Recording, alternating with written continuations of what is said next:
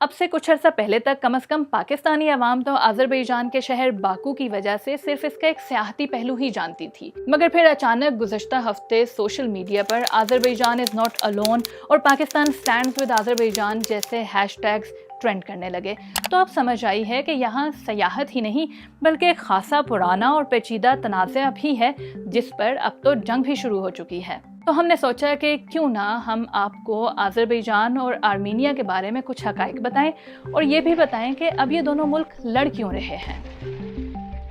تو سب سے پہلے بات کرتے ہیں آذربائیجان اور آرمینیا کے درمیان مشترک کیا ہے۔ تو دونوں ہی ممالک جنوب مشرقی یورپ میں واقع ہیں۔ ان ممالک کی سرحدیں ترکی، ایران اور جارجیا سے ملتی ہیں، جبکہ روس کی سرحد شمال میں آذربائیجان سے ملتی ہے۔ دونوں ممالک 1922 سے 1991 تک سوویت یونین کا حصہ رہے ہیں۔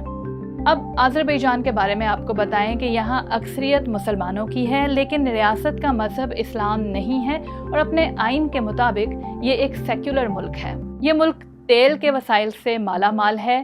اسے ترکی، پاکستان، امریکہ اور ایران نے سب سے پہلے تسلیم کیا تھا۔ یہاں آذری اور روسی زبانیں بولی جاتی ہیں۔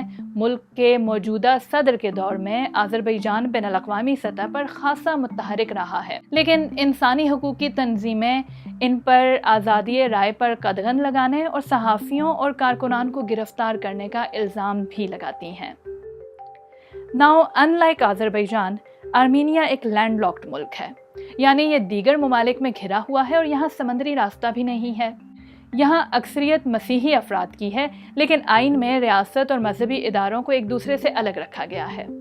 آذربائیجان کے مقابلے میں آرمینیا کی آبادی بہت کم، یعنی صرف 31 لاکھ ہے۔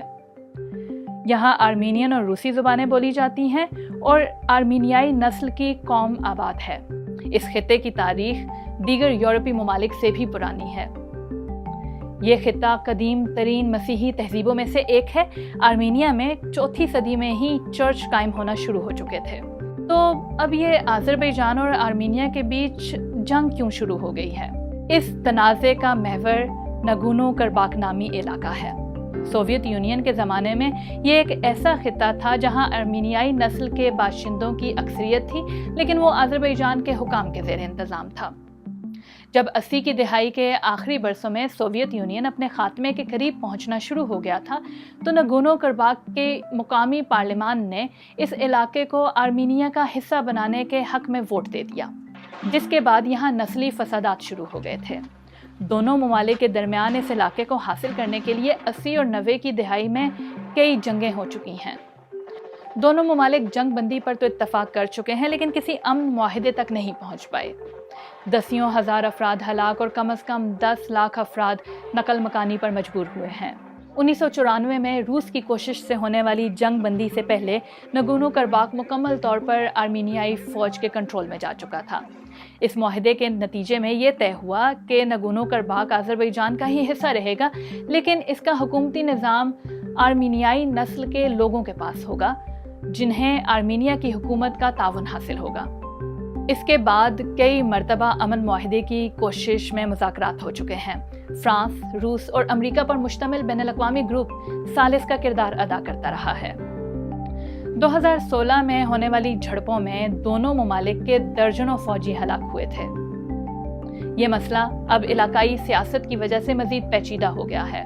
ہمسایہ ملکوں میں ترکی آذربائیجان کے ساتھ قریبی تعلقات رکھتا ہے، لیکن روس آرمینیا کا ساتھ دینے کے ساتھ ساتھ آذربائیجان کے ساتھ بھی اچھے تعلقات رکھتا ہے۔ یہ واضح نہیں کہ کس ملک نے حالیہ کشیدگی میں پہل کی تھی، لیکن دونوں ملکوں کے درمیان کئی ماہ سے دوبارہ ایک تناؤ موجود تھا اور جولائی میں جھڑپوں میں دونوں طرف سے ہلاکتیں بھی ہوئی تھیں۔